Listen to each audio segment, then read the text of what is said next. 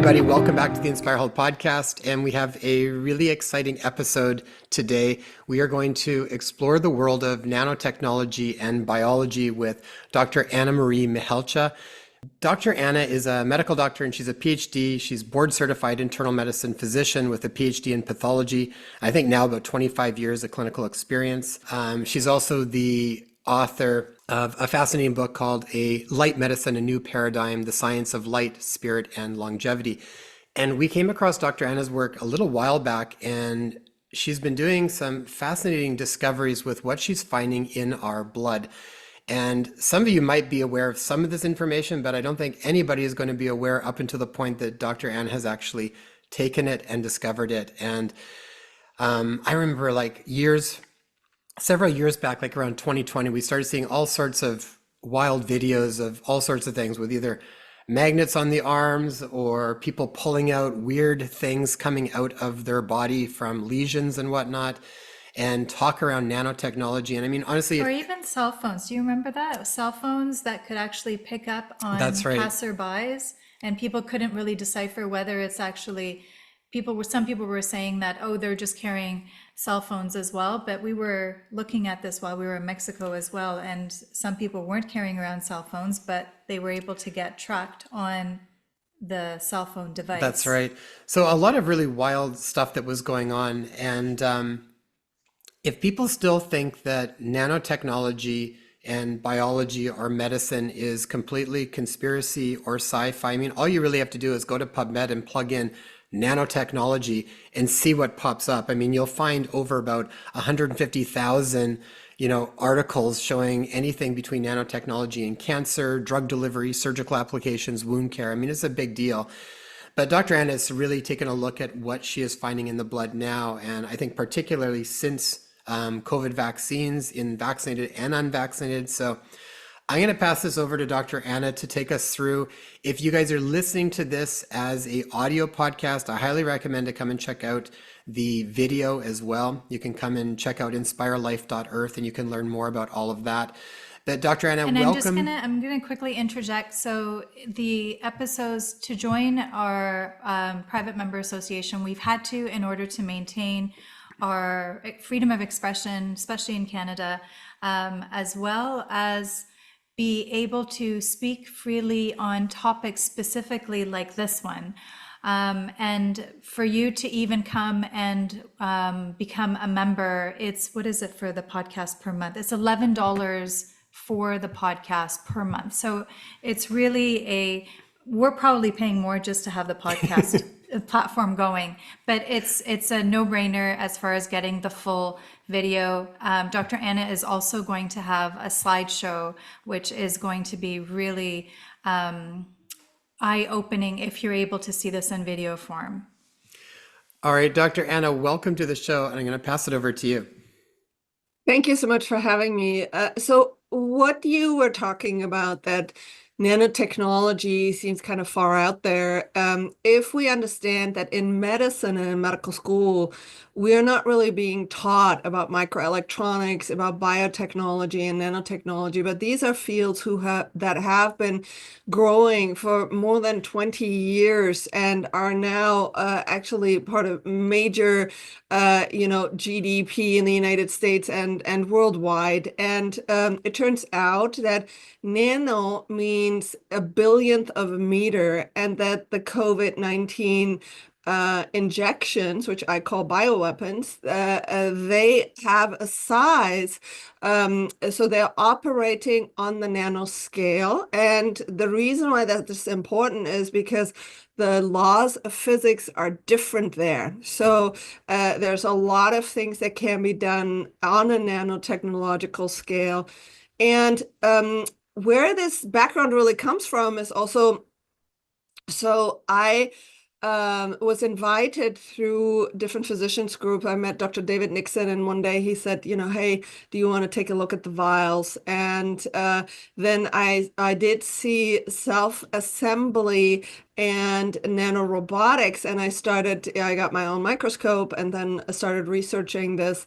And what I want to Sorry to interrupt. You're speaking of the COVID vaccine vials specifically? Yes. Okay. And what I wanted to understand is, obviously we've then heard about the WEF, the World Economic Forum, and spokespersons like Yuval Harari, who was talking about that the soul and the spirit of mankind will be a thing of the past. And then I was wondering, how would they be able to technologically hack the human soul and hack the human spirit? And the other thing that was also evident was that there was this stream of what we call technocratic transhumanism. So technocracy is something that came more than 100 years ago from this idea that science is everything and that God is imperfect, and that basically that with technology you can fix all things and make biology much better. And there are spokespersons like the Google engineer Ray Kurzweil, who in 2005 wrote a book called The Singularity is Near, where he described how humanity will fuse with artificial intelligence and that our future will be swarming nanorobots in the bloodstream that will alter humanity without their knowing. And so, once I kind of looked into this entire background and then started to do my research, many fields opened up because it turns out that we are at the tail end of the biological transformation of humanity through synthetic biology, and that this actually occurred or has been happening for 30 years via geoengineering operations, where the same molecules that we found in the vials are being sprayed on humanity, specifically metals and polymers for weather warfare operations, but also for this specific, transformation, because the technocrats want to digitize all life on Earth and basically fuse all life with synthetic biology. So this is just kind of like a little bit of a background introduction of how to understand what I'm looking at, because a lot of people feel that, well, if we're just talking about a spike protein or if we're just talking about, a COVID shot, well, it's much bigger than that, and you wouldn't be able to understand the whole background from which I'm coming from, that would kind of explain this. I really love that you prefaced everything back there because I think this is part of the issue with people trying to wrap their head around things. It's like when you're trying to look at it from just one perspective or even like just a spike protein or something, people get confused and there's a lot of different parts that just don't make sense. But when you can see this bigger picture, which, like you said, has been going on for years, and a lot of times it's right there in plain sight. Like the books are written on it. They're talking about, they're telling you exactly what is going on. And but I just think people have such a hard time kind of wrapping their head around like, well, why? Why would we be doing that? Why would people do that? And I remember talking to, I think Dr. Sherry Tenpenny and and Dr. Northrup, I think said you can't try to understand A psychopath. a psychopath's mind. If you're not a psychopath, you can't quite understand that, or a narcissist or something along those lines. But I love that you preface it with that because I feel like if people can wrap their heads around this much bigger picture, this stuff is going to start to make more sense as to what you're finding and the sort of the end game, I think, with it all. Dr. Anna, would you mind also speaking of your background? What led you, what is your professional background, and how did you get interested in actually looking at the blood?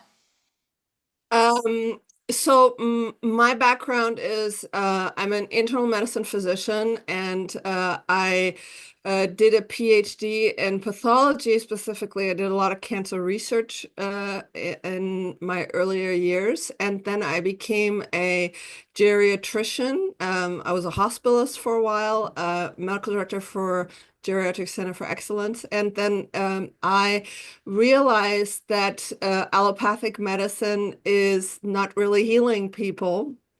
And I always had a background in spiritual healing, and I've studied acupuncture in China. I've done a lot of different things in my life, and then I at some point decided that I didn't want to continue to be a servant to the system. And I opened up my own anti-aging clinic. So I'm really an anti-aging specialist. And this book that I wrote, Light Medicine, that you mentioned, A New Paradigm, The Science of Light, Spirit, and Longevity, it has a lot to do with how I am understanding this war, because I described a new model based on quantum physics and biophysics of how to understand health. And this really involves our spiritual self as well. So I myself had 2 near-death experiences, and while I was dead, I was still alive as a spiritual being, and I realized a lot. In fact, I saw how this earth was being manipulated, if you will, from a spiritual perspective. So this is a spiritual war, and because of my background and because of what I've myself experienced, I was able to kind of decipher this on many different levels. But at once, I'm a very grounded scientist, and I don't believe anybody, and I don't believe in anything unless I have actually investigated it, because what I have understood is that we've been lied to about everything on this planet, and all of allopathic medicine is based on lies and petrochemistry and corruption, and it isn't called military-industrial complex for no reason. And so to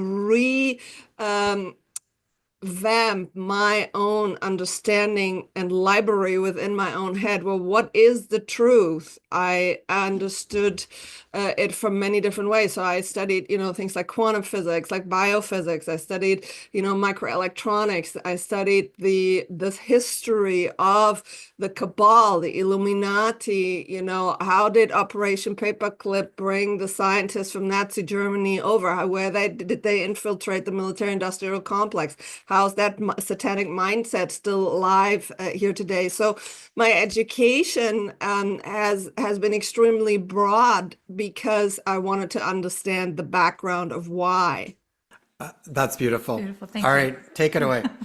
Okay, so I want to explain a little bit. I mean, this is brand new because you might have heard now in the news that Japan is about to deploy the next generation of mRNA vaccines, which are replicons. And why is this important? Because again, the way I look at this is from the perspective of nanotechnology. So the COVID injections were featured in the nanotechnology literature.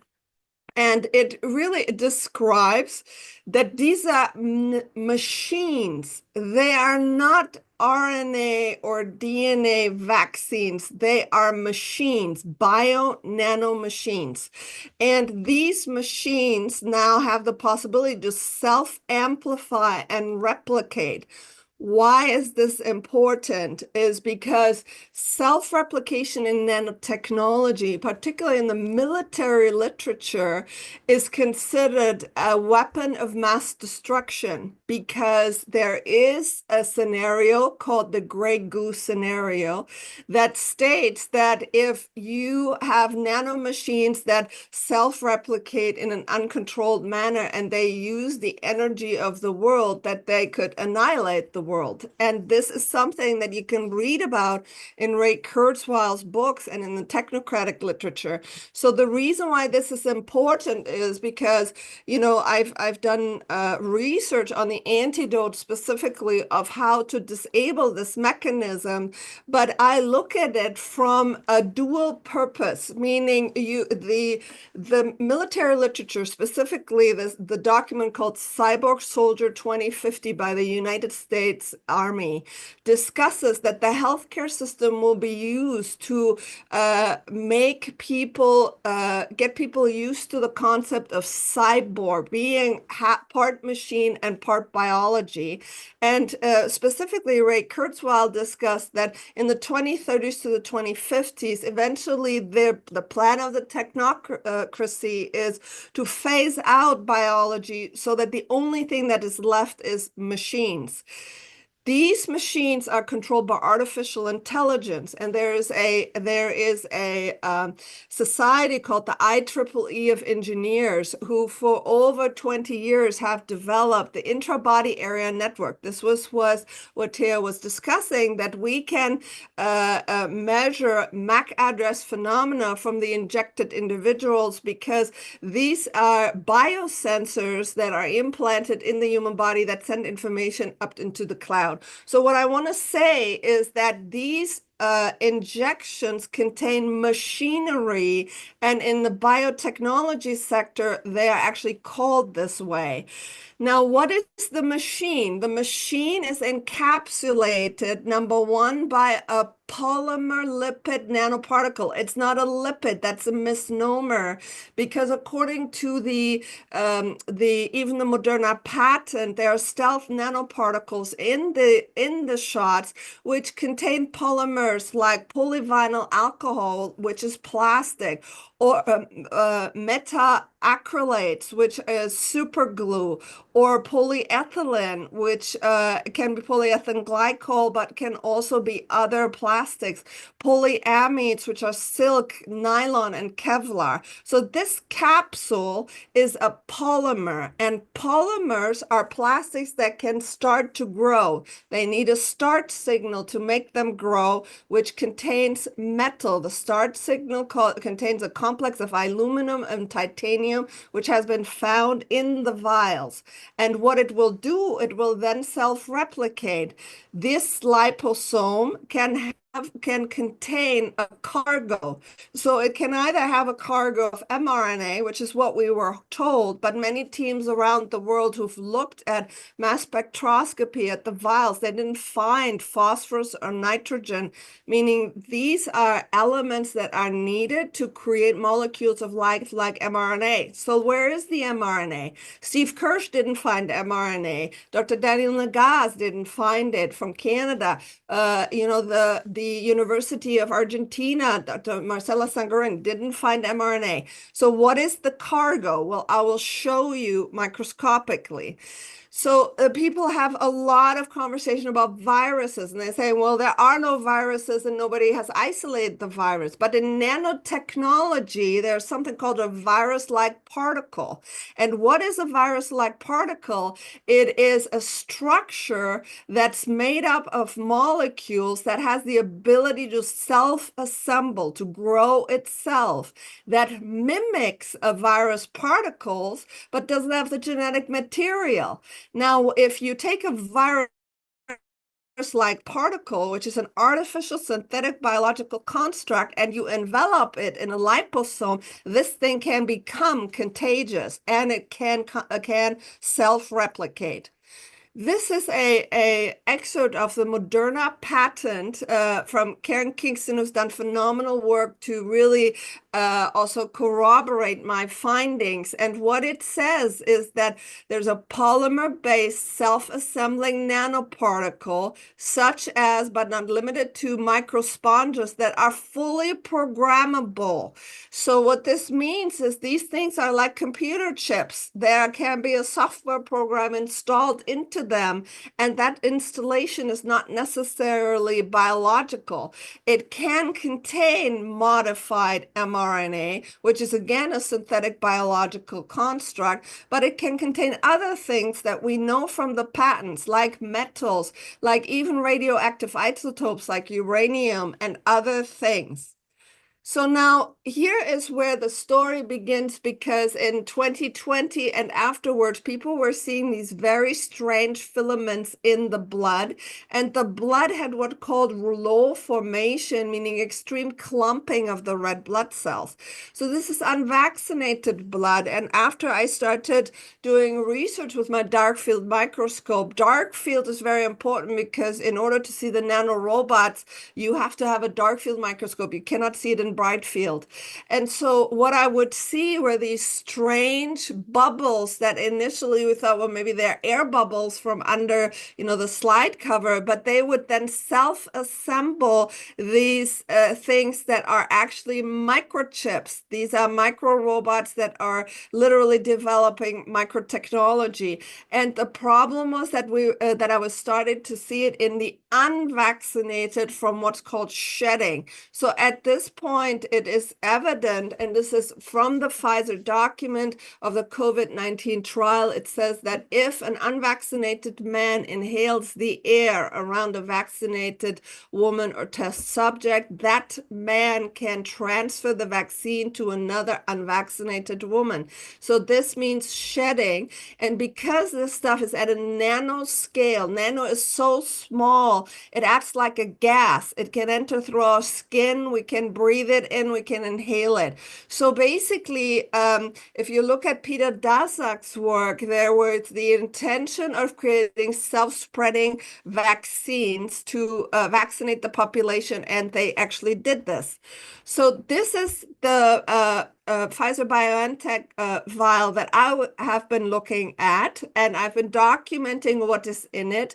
And so first of all, what you see, for example, here, these are liposomes. This is a 2,000 time magnification, and these liposomes contain these little tiny nanorobots that I'll show you in just a little bit. But this is the delivery mechanism, and the liposomes, what happens, so they are made from a polymer, and the reason why the shots had to be kept at minus 70 degrees Celsius is because temperature increase will start the self-assembly process. So the stuff starts growing.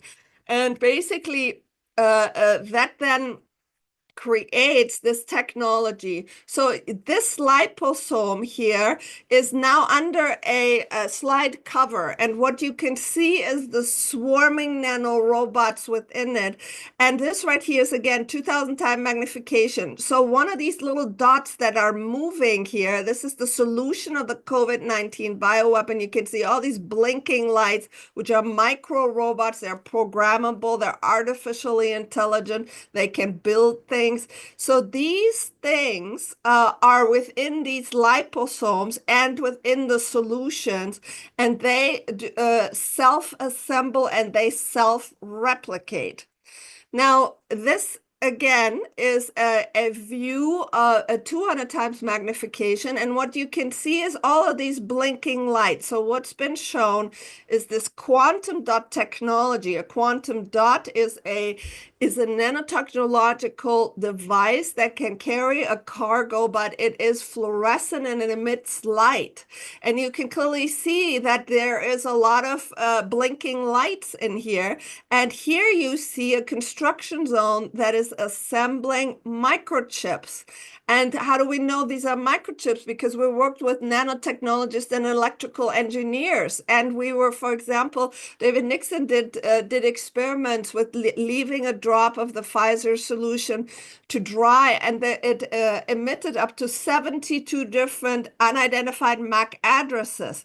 Then if you look at the work from Comusav, my dear colleague, Dr. Pedro Chavez, who's, by the way, a retired military colonel, and who's worked in the Mexican army for many, many decades, he did the studies on this MAC address phenomenon, meaning the people who were injected, they are emitting this unidentified MAC address, as well as the people who got the PCR swab. About a third of them do too, because the PCR swabs were contaminated with nanotechnology. We found the same fibers on from them.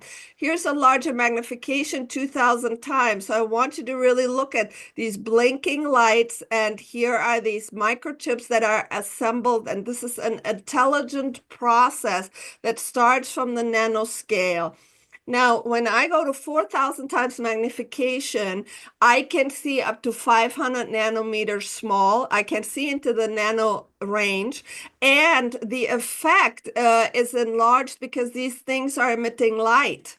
So they appear larger than they really are. Then these filaments are also developed within the vials, and that is exactly the type of filaments that we were also seeing in the blood. You can see these construction zones, which are these bubbles. It looks like air bubbles, but they're not air bubbles. They contain the material to grow this stuff. And then you see all of the swarming surrounding it. Here is, again, a larger magnification of one of these very elaborate microchip structures. And you can see how these blinking lights and metallic-looking objects, they are working to actually build and grow this. And as you leave the solution on the slide, this stuff gets bigger and bigger. Now here is a few still images. So this right here is more of a polymer construction within the vials. So obviously there's no blood contained here, but these things I also see in the blood. And then you see these different microchips. That's not so much what I see in the blood. I see more mesogens, which are these made from these robots, as well as I see the nano and micro robots, and I see the filaments. Here is what I mentioned earlier. This is 4,000 times magnification, and these little tiny dots now we're talking are around 500 nanometers. So I want to show you what it looks like just leaving this solution for 6 days on the slide. And you can see in the background here some very elaborate structures that have developed. So the first thing that has developed, you can see this long filamental structure. That's exactly what we see, what I see in the blood.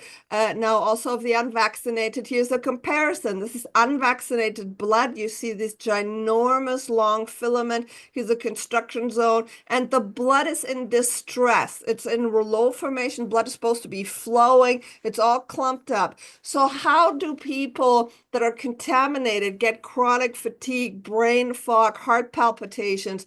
Their oxygen pulsimeter may be normal, but if you look at their blood, none of these red blood cells are able to give off oxygen. Hence, there is an accelerated aging process that is happening. And I do a lot of functional brain EEG testing and autonomic nervous system testing, and I can verify that even 20 and 30-year-olds have aged by 30 and 40 years from this process. Here you can see another filament that has developed. So this is after 6 days. You can see that the nano robots and micro robots do not subside. They don't stop unless you give them a stop signal, an antidote. So they just continue. And I will show you in a little bit embalmed blood of somebody who's been dead for 2 years, and they continue to replicate. So you see this long optical communication cable with many microchips adjacent to it, and I'm just moving the cursor to follow it with this larger magnification. You can see the chips that are adjacent to it, very elaborate structures. And so this is this process of nanotechnology self-assembly. Anna, Yeah. that's honestly, if people are watching this, you're probably having your mind blown right at the moment, and it pulls up lots of different questions, and I want you to continue on with where you are. But when you're talking about the self-assembly, what is triggering them to self-assemble? I mean, I think for a lot of people, even for myself, I have a hard time even wrapping my head around how do you even create nanotechnology that is this small, that seems to be able to be intelligent in some way, or what is the signal that's causing it to self-assemble? I mean, how does this process even happen? How do you, it's not like somebody's sitting there, making it up themselves. How do you create nanotechnology at this scale? So it's very sophisticated technology that's been developed for 30 years now. So Richard Feynman, who was a world-renowned physicist, he says, there is still plenty of room at the bottom, at the extreme nanoscale. And the whole idea was that we can reconstruct all of life when we capture, or when we basically are able from the nanoscale, from the atomic scale, to rebuild things. So this technology is controlled through artificial intelligence and through EMF radiation. So it is connected to the 5G network, and there's something called the metaverse that these artificial intelligence people have created, where digital twins are being created of all of us. And how do they do that? They collect all of the data, all of your emails, all of your conversation, but now they're collecting all of your biometrics. So these little things are biosensors. So biosensor, if you look in the nanotechnology literature, it's very easy to create it. And Dr. Ian Akildis, who's a professor at Georgetown University, I mean, he created these wireless nano biosensors and artificial cells, a fusion of technology with biology more than 20 years ago. So I know that it's a stretch, but this technology exists. It's very advanced. And in the black projects in the military sector, it's even more advanced than what we know in the public sector. So this right here is, after a week, you can see this chip here that has developed. It's not square like these other ones, but it contains all of these micro robots that are emitting light. And this is exactly like what's called the brain chips that my mentor, Dr. Hildegard Steininger, who's a world-renowned toxicologist who first investigated implantable brain chips from targeted individual. And she published a book called The Global Brain Chip in 2011, where people who were targeted by, yes, that sounds like it's conspiracy theory, but it's for real, by secreted, government projects had actual chips implanted in them. The chips that are now self-developing and self-assembling in the COVID shots are chemically exactly similar, and the filaments are exactly what Morgellons fibers are. Morgellons was a technology that was sprayed via geoengineering on people, and there were these people who were labeled as delusional. It was called delusional parasitosis, where these polymer filaments were coming out of their skin, and they had these microchips come out, and they felt that they were ill and had all kinds of symptoms that are absolutely similar with long COVID. So in my research work with Clifford Carnicom, who for 30 years was investigating this cross-domain bacteria, or what he called them, or advanced nanotechnology, we've shown that the chemical composition is exactly the same of the Morgellons fibers and what we see now in the blood, and what is creating these rubbery clots. So Well, just for people that aren't familiar with that too, because these are symptoms too, where people would be getting like you said, it was being pushed off as being sort of a psychosomatic condition, where you thought that you had some sort of parasitic infections, you were getting itching, you were getting all feeling like things crawling on you. I mean, actually, a lot of people were experiencing this. I remember even experiencing incredible itching in areas on my arms that had never come up before, out of the blue. And I think, I mean, Yeah. even talking to different patients over the last few years, lots of weird symptoms like this. And I think what you're shedding a light on is really arriving at some of the heart of what's been going on with that. Yes, yes, absolutely. I just did an interview yesterday with Dane Wigginton that airs tomorrow, and there's a huge overlap between the geoengineering aspect of this and what we're seeing now in healthcare. So this right here, what you see is one of these chips, and you see how very elaborate microstructures are now developed in 1 week. So I just left this sitting on the slide, and these little tiny robots built this. So you can see how intelligent, artificially intelligent these robots are. Now I want to show you, this is unvaccinated blood that is affected by shedding. And if you look at the chips, they're exactly the same. So this is called a mesogen microchip, and these little tiny robots are biosensors that are used for what's called bidirectional telemetry. So this means that in the Army research, and Todd Callender talked about it, he's an international attorney that I work closely with, he has shown that the Army had, for example, an app where they were measuring all biometric data, heart rhythm, temperature, even emotional states, etc., from the military recruits that received the COVID-19 injection. And so literally their data was being processed through a cell phone, and this was part of the study. So how would they do that? Well, by injecting this technology, and this technology, again, as I said, it sheds, and it is now affecting pretty much all of life, because I've also found this in the same blood findings in wildlife from the geoengineering. Here, what I want to show you is just a correlation. This is a microchip that's being assembled in the Pfizer-BioNTech solution, okay? You can see this swarming nanorobots, and they're building this polymer structure with these different chips here on the side, and you can see how it's a completely coordinated effort. So this is a mesogen that's being built in unvaccinated blood, and you see it's the exact same process. These are nanorobots. Here's the microchip, here's the blood, and so this is what I filmed in my office in my patient's blood. So this is how you can kind of understand, indeed, that this technology is being spread to all humanity. The next part of this Dr. is, Anna, sorry to yes. interrupt. Are you seeing any difference between the blood of those who have been vaccinated and those who haven't been vaccinated? Or is it just the same now as everybody got this basically the same And to the thing same going degree? on? So pretty much everybody has it. The people, so unvaccinated individual, for example, who have a vaccinated spouse, are really bad. And it's very interesting because in many cases, the unvaccinated individual is more susceptible to vaccine injury than the vaccinated person. I've already had unvaccinated people die of turbo cancers.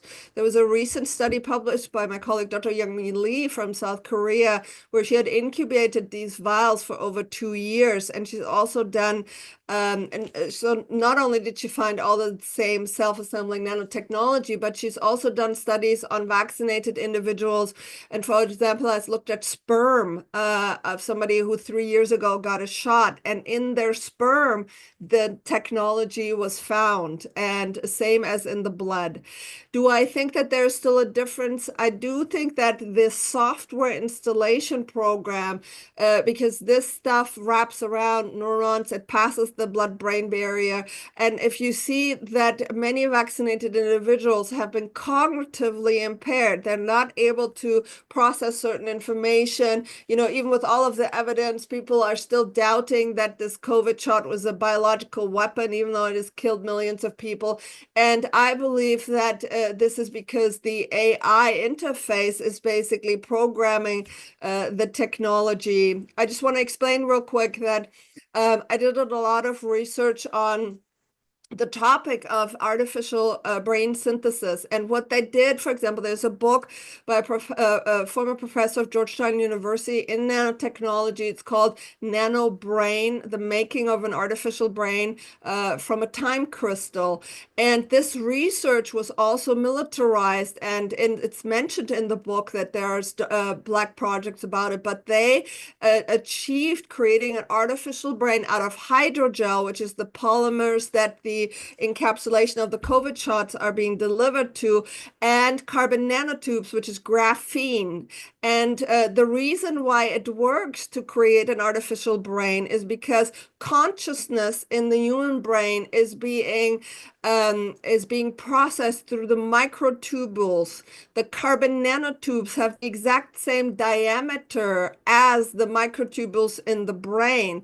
And it is thought of that the microtubules have a different set of information that really goes back billions of years, which is not just the processing of consciousness, but really our existence on a quantum level. So this is what they're doing. They're building a parallel processing platform in the brain, exactly like Klaus Schwab says. The technology of the fourth industrial revolution will change people, but they will not know it, because the thought that they're having, they will think it comes from them, but it's not. It comes from artificial intelligence. You know, we were actually listening to someone recently, and they, from the beginning, when COVID started to roll out, they said it's not so much about, you know, having something in your body or not. It's more to do with the frequency that the people who are going to allow this to happen are going to be susceptible to. And and this person also mentioned recently that the frequency that is being broadcast right now very strongly is one of hopelessness, of despair. I can't do it. We're not going to make it. I'm not good enough. So this very interesting that you're mentioning all of this information, because it completely correlates with other information that we've come across as well on a spiritual, metaphysical level. Absolutely. And that is very important. This is how I understand this war, because the FBI, for example, in 1993 brought a Russian scientist and contracted him by the name of Igor Smirnov. He was working on psychotronics, how to use mind control to basically affect people. And he said that you can create any Satan when all you need is a carrier wave of electromagnetic frequency that you can piggyback that information to. And I have literally seen evidence of what looked like demonic possession in some of the people who had extreme shedding. And I was able to just stop it with this EDTA chelation that cuts the antenna. I've also done interviews with MK Ultra survivor and former CIA asset Kathy O'Brien, who clearly states that one of their main goals is to lower the vibratory frequency rate of our thought process, because we are observers on the quantum field. We create reality to their demonic realm to basically empower the creation of hell on earth. So what we need to do is to raise our vibratory frequency, if we know this, to love, to joy, to hope, to speaking the truth. And that in itself is a major antidote to all of this technology, as well as our spiritual connection to our divine essence, to God. Yeah, well said. Yeah, and the idea of, like you said, being able to even, I think, not self-censor, be able to speak your own truth around things. And what helps me is when I do feel aspects of that other frequency where it does grab you and try to pull you down, if you can recognize that it's not actually you, and to even say no to that, that in itself is also a really powerful way to try to not be overtaken with it. Aside from doing the things that you're going to talk about down the road that we can do to sort of cut that antenna and minimize the signal that's coming The through. influence. Absolutely. So what I'm talking about now is that, so I work with Richard Hirschman to analyze the clots, and we found, different chemical signatures, including this polyvinyl alcohol polyamides, which is nylon or silk. And we tried to dissolve these clots and weren't able to once they were self-assembled, because it's a rubber-like material. I started doing testing in my patient population, so just drawing blood, 30 cc's of blood, letting it sit for more than 4 hours, and the rubber would develop also in the unvaccinated. So Richard Hirschman sent me a vial of embalmed blood of somebody who died with the rubbery clots, who was injected, and who had been been dead for 8 months by the time that I had received the vial. And I kept that vial in the refrigerator, and I looked at it when I first received it, and then a year and 3 months later. So this right here was the first time that I looked at the embalmed blood, and this allowed me to understand how the technology self-assembles. So what you can see here are these liposomes filled with these nano and micro robots. And as I'm speeding it up, this is already pretty fast for the fact that it's on a very small scale. You can see how this stuff is growing in somebody who is dead, okay, for 8 months. So the self-replication of the technology doesn't stop after death. This meets the definition of a zombie. Why did the CDC did emergency preparedness for the zombie apocalypse? So this right here is the same blood at the same time, 4,000 times magnification. This is a red blood cell. It's five micrometers in diameter, and you see these blinking lights that are emitting light in different frequencies: blue, green, red, yellow. Now, I re-looked at this stuff in September of 2024, and I just want you to watch this corner here. This is a very high magnification, 2,000 times, and you can see here that there is movement and that the dead blood is being kind of displaced, that these nanorobots, they're still moving. And what you can see here, as I'm speeding it up, you can see how the upper corner is building a micelle and is basically replicating itself. Here it comes, and there it is. So this is the documented self-assembly process. Now we're talking someone who's been dead for 2 years or more. And this same thing, so this is 4,000 time magnification. Look at these blue dots. We're talking now here hundreds of nanometers. This is nanoscale that I'm showing you. And they are still moving, and they're still assembling in one of these same liposomes that we talked about earlier, which is the delivery mechanism of this stuff. Now, this right here is also embalmed blood, and this is a micro robot right there. This is dead blood. Nothing should be blinking in either living or dead blood, but this is a micro robot that continues to function, and these things then go to their destination. They start growing other stuff because they are in charge of this computer program.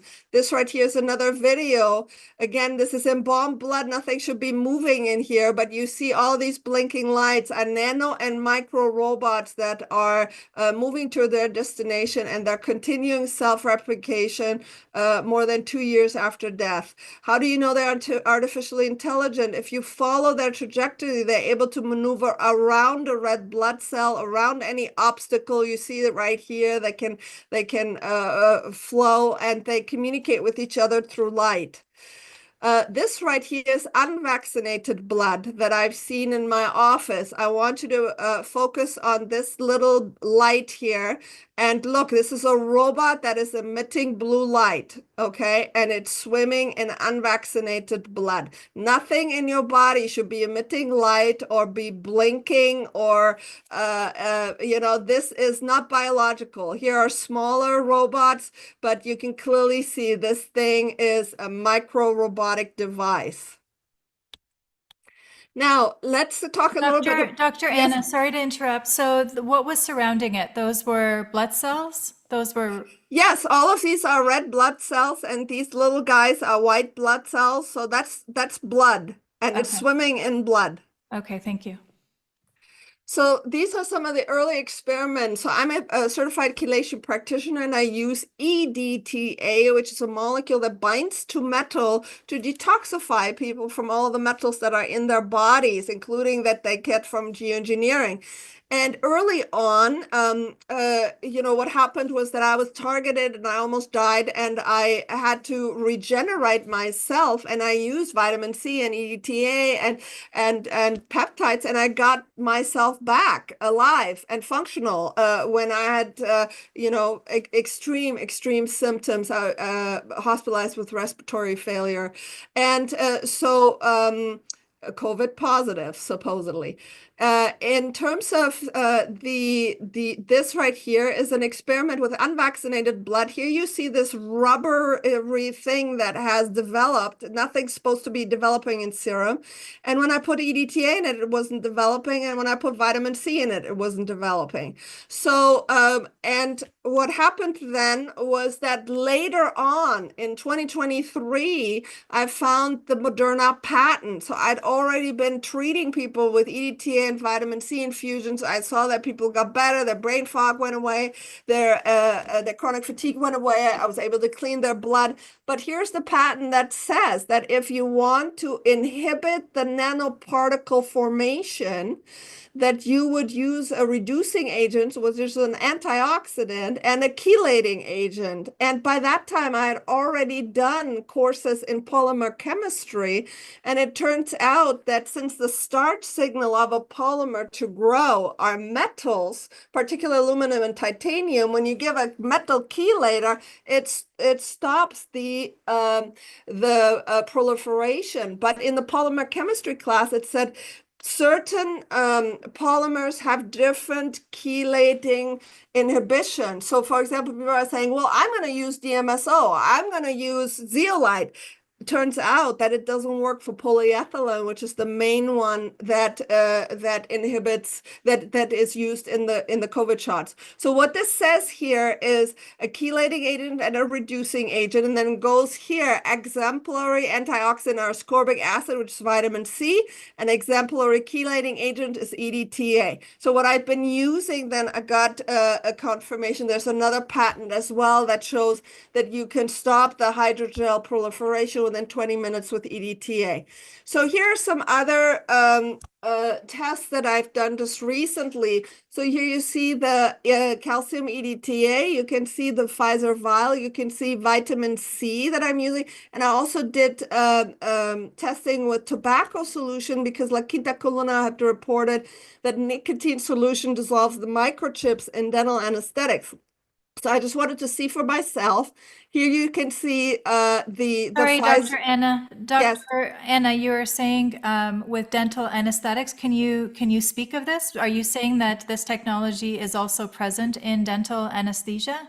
Yes, and I will show you evidence that we found the microchip development in dental anesthetic. We then had confirmed by the University of Colorado Boulder that graphene is in dental anesthetics. It's well documented in the dental and nanotechnology literature that they're using this. I found it in insulin. I found it in all childhood vaccines that I looked at. So this is ubiquitous now. It's in all vaccinations because the healthcare system is being used to, again, fuse humans with synthetic biology. And that this is the process of how that's being done. Dr. Anna, would that have been in vaccines from, 30, 40 years ago? Or is that more in the newer ones that people are getting exposed to now? Like, even like all childhood vaccines. And I know people are going to say, well, they were, these ones were supposed to be safer back in the, even though they're not aware of all the other information. But has that been going on, do you think, from way back when? Or is that in the newer ones that are coming out now? So the metals in the all vaccines, that has been going on for a long time. In 2017, a paper was published by world-renowned nanopathologist Antonetta Gatti, who showed in 44 different childhood vaccines that they all had nanoparticle contamination from steel, titanium, aluminum, mercury, silver.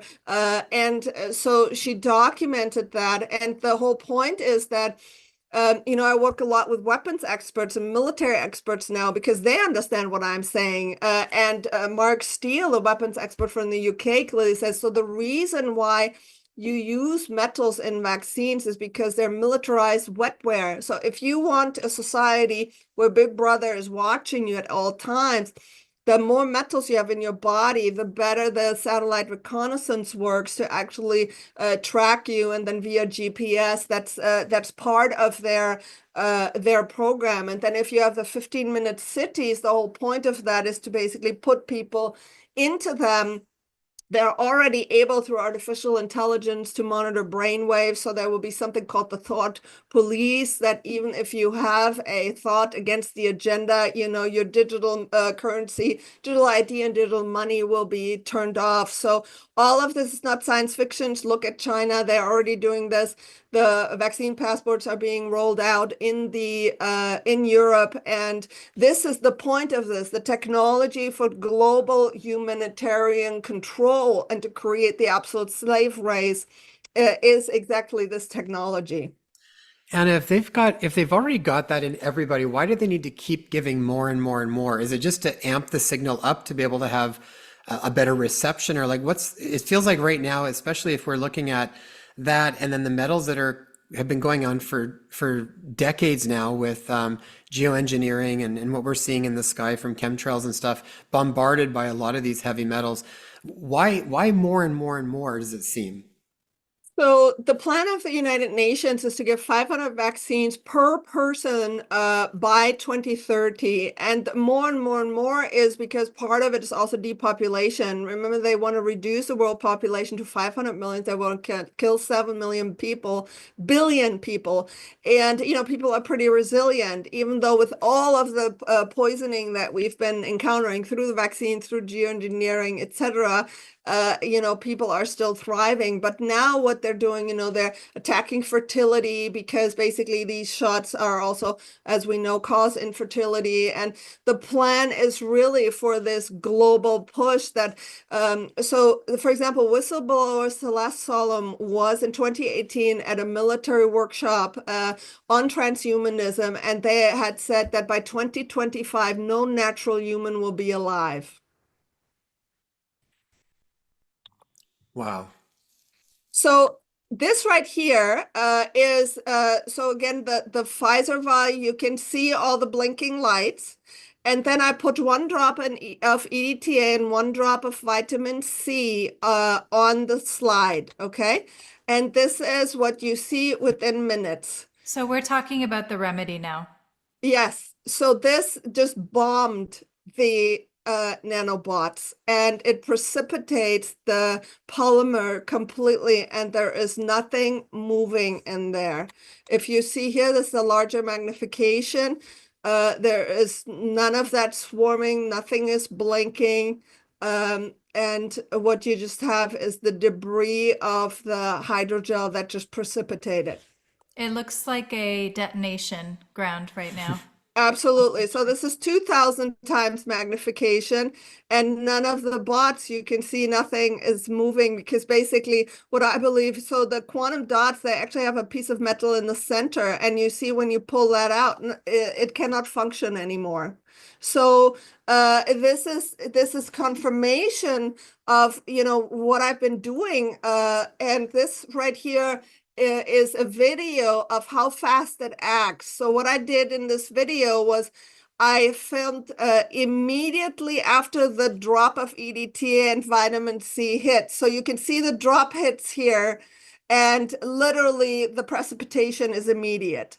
And so this, clearly, according to the patent, it is one of the antidote. Malic acid was also mentioned in the patent. That is something that is comes from apples. But what I want to show here is this is a urine metals test after I've given 1,500 milligrams of EDTA intravenously with 5,000 milligrams of vitamin C, and the patient collects their urine for 6 hours. And we send it to a laboratory, and you can see how much aluminum here was coming out, barium. So these are the metals that are being sprayed from the sky, lead, which is now in just about anything. You see gadolinium and other things. The reason why this is important is because the Argentinian group found lanthanides, which are even neodymium. So neodymium is the strongest magnet known to man, and they found it in the vials. This explains also why people have been magnetic. Lanthanides are magnetic.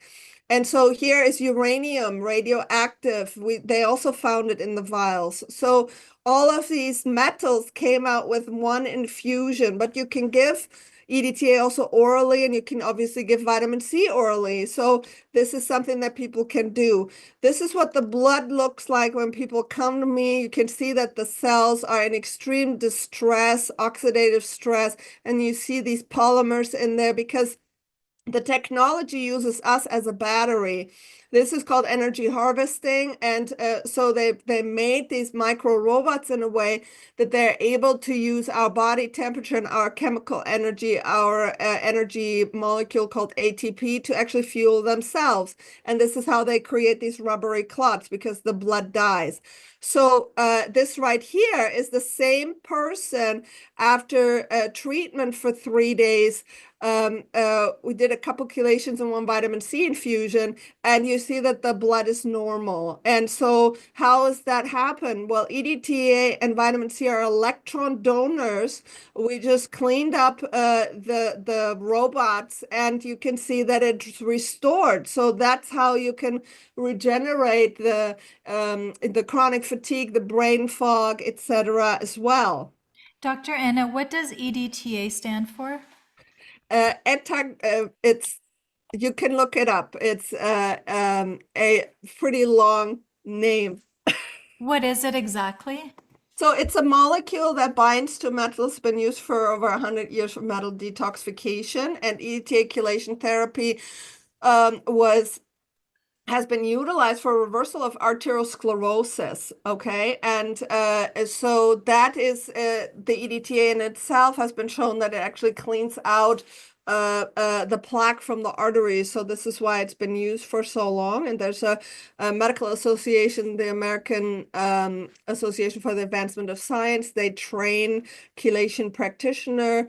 And this has been used for treatment of, autism spectrum caused by the metals in the vaccines and other conditions, because pretty much every human being has these metals because it's in our food supply. It's being sprayed on us.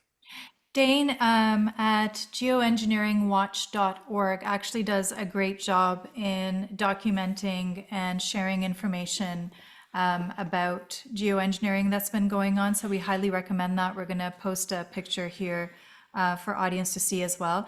Dr. Anna, you had mentioned with regards to energy harvesting. What does that mean exactly? How do they harness our energy through this technology, and how would they exactly utilize it? And to what degree are they able to siphon off the energy? What kind of percentage? So Clifford Carnicom and I, we did electrical conductivity studies, and we found a power loss of up to 47%, meaning half of our life force.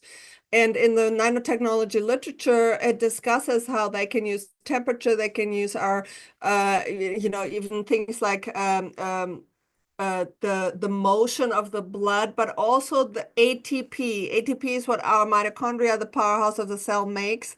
And they can use chemical energy to basically fuel themselves. So the process of building this polymer requires energy. Where does it come from? From these red blood cells. The red blood cells have what's called a zeta potential that is electric. And so when they steal the electrons, they're actually transforming the iron molecule from 2+ to 3+ to where it no longer binds to oxygen. So this is how it becomes totally clumped together.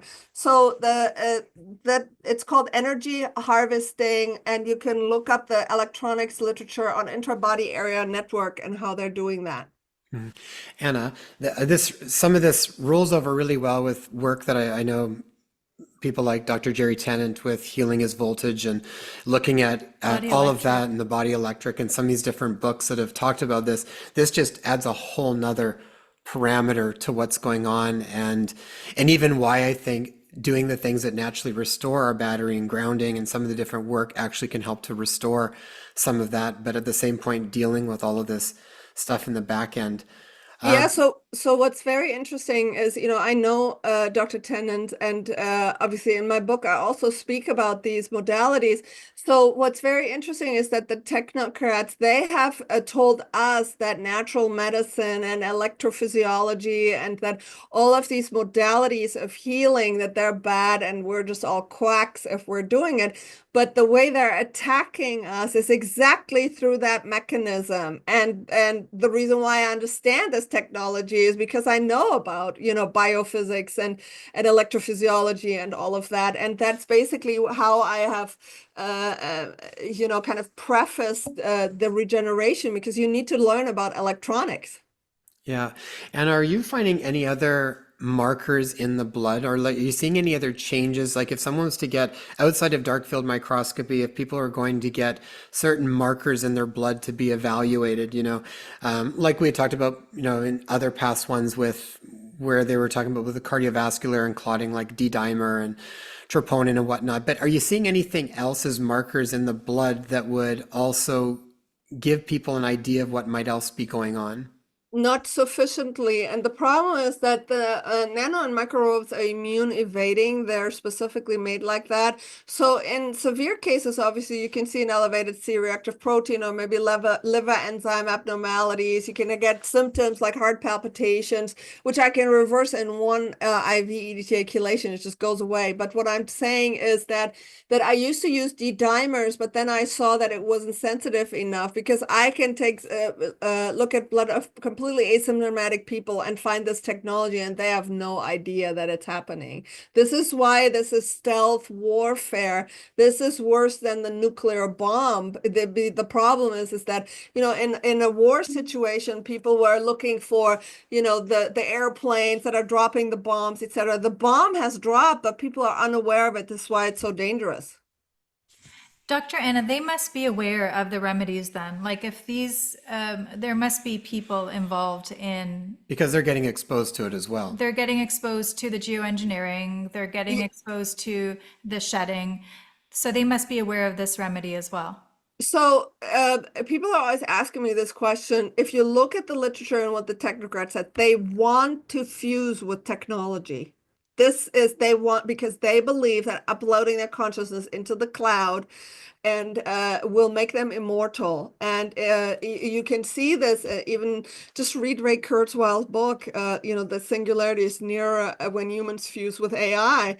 That is their plan. They want nanorobots swimming in their blood because they believe that they will 3D print any organ and just repair everything. And that, in fact, now with precision medicine, everything is moving towards that basically, artificial intelligence will be taking over your healthcare and will be monitoring the bots in your blood and then replacing whatever you need. So, unfortunately, these people really believe that this is their greatest future and that they will be superhuman. I guess this is sort of the the question of the times is it's really, do you want to maintain Humanity.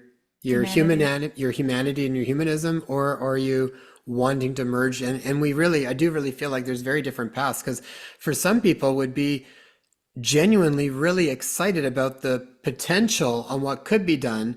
But I also feel that you're kind of giving away, you're outsourcing everything about you to something outside of yourself.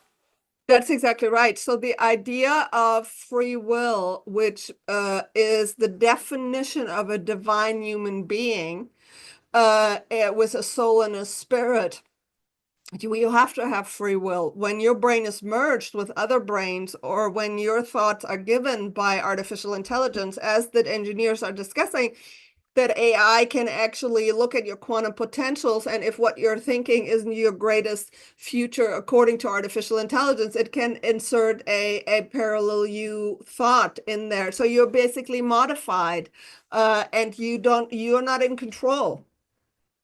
Yeah. Um, I think we're, I think we can continue. yeah, are you still good for time or is there anything else you still want to share in this regard right now? Anna? Yes, so real quick here, Yeah. this is the study on the dental anesthetics, and so this was the University of Colorado Boulder that has found actually graphene in there, and what we have found. So this is my microscopy work on the dental anesthetics. Others have also done this. You can see the microchips that are developing very elaborate, strange alien structures that are grown from dental anesthetics. You can see this is a very, very active self-assembly. This is this articaine epinephrine, and how rapid it will grow the microchips is really quite astounding. But what I want to just show here real quick is that if you mix it with the EDTA and vitamin C, it abolishes it, okay? It just, so the technology can be interrupted with the EDTA and the vitamin C. This is just a video of what happens. All of the microchips, everything is just gone. And then I just want to show you, this is one of my patients who actually had a tooth pulled, had to get dental anesthetics, and was developing these rubbery clots that just wouldn't stop for 3 days in a row. And they were this polymer rubbery thing. She had called me and said, what to do. I was in a different state. I told her, go to the naturopath, get an EDTA infusion plus vitamin C. The clot stopped in 30 minutes. So just real quick, because of the questions about nicotine and tobacco, this is tobacco solution mixed with the Pfizer solution, so the nanorobots are not stopped, but the next day there is some effect.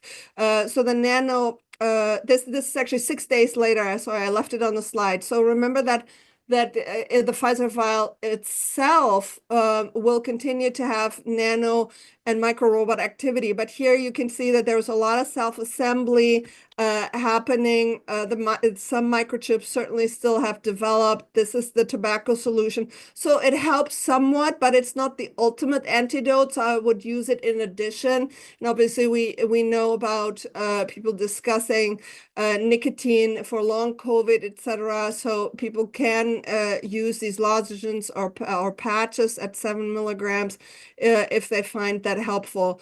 What I want to show though is that this is a live blood analysis, unvaccinated individual on nicotine patch. So the microchips and the polymers still develop. So again, I recommend it in conjunction with other things. Here again, someone else with significant blood contamination. And just real quick, I just did this week, methylene blue.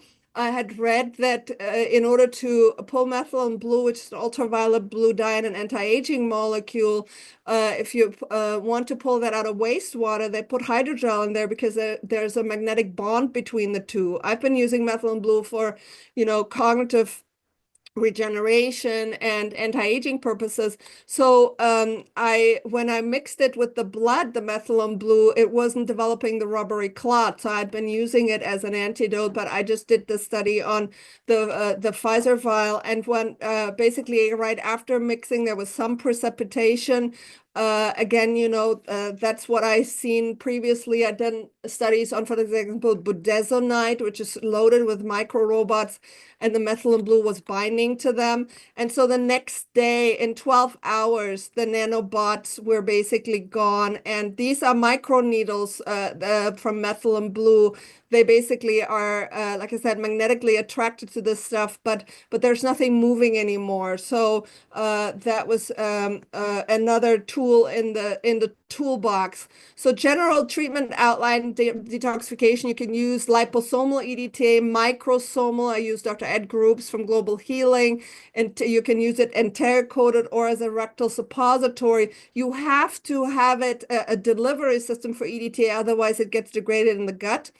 You want to be sure that people have normal kidney function. In people with decreased function, it has to be adjusted, but you can use 500 milligrams, for example, in the evening. When you do EDTA treatment, you always want to do full mineral support because minerals like selenium, molybdenum, chromium can bind to it. So you just want to replace that. I always give EDTA with the vitamin C, and I use Linus Pauling's doses up to 10,000 milligrams. Vitamin C is an extremely potent electron donor. If you put it in an aqueous solution, it will create an electrical current. For symptomatic patients, I certainly recommend IV therapy. chemotherapy. The methylene blue low dosing is effective because it bioaccumulates in the mitochondria. It increases oxygen delivery between 30 to 70% to tissues. So it really helps to regenerate the zeta potential as well. Don't use it when you're on antidepressants or have G6PD deficiency. You can use grounding. Dr. Pedro Chavez showed that vaccinated individuals who were emitting a MAC address, when they took their shoes off, the MAC address went away. I recommend Birkenstocks. I don't have stocks in the company, but I've bought them for my staff as well. That's the only thing I ever wear anymore. Because the grounding actually helps to deactivate the stuff, and then full nutritional support. There's other molecules like humic and fulvic acid. There's that help to take out graphene and many other things. But those are kind of some of the hardcore proven antidotes that I know about. Wow, that's amazing. Thank you so much. One question on the Yeah, vitamin go C ahead. first. Yeah. Does it need to be, can you just use, like I know Linus Pauling use regular ascorbic acid, or sometimes we'll use like a sodium ascorbate, or do you prefer to use a liposomal, or if people are, is the dose less than up to 10 grams? So you really want to also look at what people's gut tolerance is. So you have to do liposomal if somebody gets diarrhea with a low dose, you know. I just tested the microsomal vitamin C from Dr. Ed Group. It's fantastic. That's going to be my favorite. But what I do is I just mix and match because vitamin C leaves your body very, very Yeah. quickly. And so I'll have vitamin C in my water that I sip on all day. And I tell patients, you know, just kind of see what you can do. So certainly liposomal, if it is genuinely liposomal. So there's a lot of liposomal product that is put lecithin with ascorbic acid in a capsule. Well, that's not going to help you a whole lot. Gotcha. Dr. Anna, when you were showing that picture of what it looks like after, what a person's blood looks like after taking the EDTA and the vitamin C, and maybe walking bare feet on the ground, what happens to that? Does that debris stay in the blood? No, so EDTA, for example, if you are infusing it, in 6 hours, it leaves your body about over 90%, 100% in 24 hours. So it gets filtered through your kidneys and you pee it out. This is why the kidney function also gets better. The filtration rate goes up because you're also cleaning out the little tiny capillaries. So yes, you just eliminated it from the body. So Amazing. I'm assuming you would have to do this almost like cycle this at different times then, because we're still constantly being bombarded with it. It's not like one time kind of stops it. At this point, I imagine we'd have to be doing this type of a program. Do you do it ongoing? Do you do it in sort of cycles, or? Yeah, so for right now it's ongoing. And the reason is really, I didn't have time to show you all my research, but I've looked at the blood of, for example, wild animals like deer. I've looked at grass-fed beef, and I reported on that for, a year and a half ago, that the blood looks exactly the same from these animals. And so, we're getting contaminated through our food, through the water, through the air, through all of it. So basically, yes, I recommend something ongoingly to do it. For children as well, Dr. Anna? So I am not a pediatrician, and I say that, straight up. So especially for smaller children, I can't really give recommendations. Larger kids, I mean, I've had teenagers come to me for sure. And all of their school is vaccinated, and if their blood looks bad, so then we just do reduced dosing. Okay, thank you. And I mean, for people that are out there, I mean, vitamin C is one of the most safe things you can really use. So, I mean, even with us, with our kids right from early on, at the first signs of anything, they would actually do quite high High doses of dose. vitamin C without any troubles. I mean, ultimately, it's for people Just to kind of figure out, talk to your healthcare practitioner and figure out what's going to be most applicable. But Yes, and what I was just want to say, when I put this information out there, there were a lot of people who were scaring people, were saying, Dr. Anna is killing people with EDTA and things like that. If you understand that this nanotechnological weapon is a biological weapon of mass destruction, which, by the way, Dr. Francis Boyle, who is the law professor who wrote the U.S. laws for bioterrorism and who is an advisory board member for the organization that I'm also a board member, he provided an affidavit for our court case in Florida, and he declared that these COVID injections meet criteria for biological weapons of mass destruction. So I want to ask you, if a Tylenol can give you liver failure and has so many side effects, or the side effects of chocolate can be, pages and pages long, do you really want to scare people from using these safe antidotes, or would you rather investigate and leave the door open and say, given the level of threat to humanity, maybe we should investigate and be open-minded about some of these other molecules? Yeah, absolutely. Thank you so much for all the work that you've done. It's phenomenal. Dr. Anna, I got to ask you, how are you able to still be able to Practice. share this information? Because you're sharing stuff that I think is like, colleges, the governing colleges will not appreciate that. And we actually, in Canada, aren't even able to access the EDTA from Dr. Group's website, which is interesting. So even being in Canada, we have to find different ways around being able to access such things. But how are you able to still maintain and be able to share the information? Are you getting challenged on the other side too, or how are you able to keep doing it? So at this point, there was an investigation, from the board, but they actually dropped it without me even commenting. And I'm about to publish 2 books. I am not afraid of dying or anybody attacking me, and I think that they're afraid of me, because if I get into a court, which I would like to get, I will decimate these people. And I'm coming after them, and I will not stop. I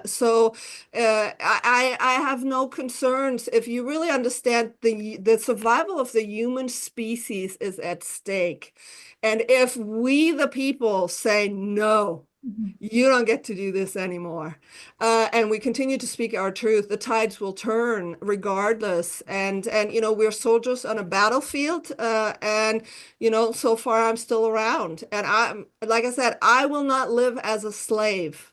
I'd rather die a free person. Well, we stand with you, Dr. Anna.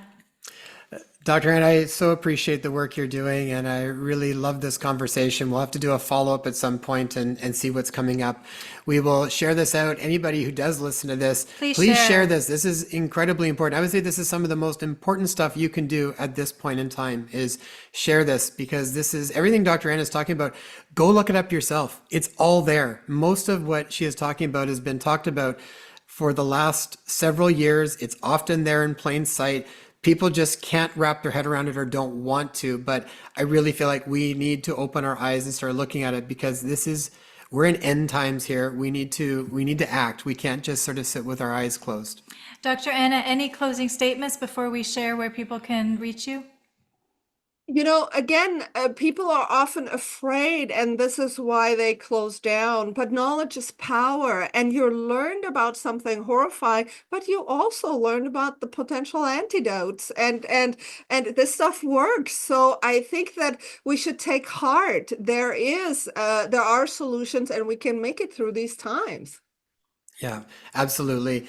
Dr. Anna, where can people learn more about the work you're doing? Where can they access your book? So it's Anna Mihalcea MD PhD.substack.com. That's where my research is at.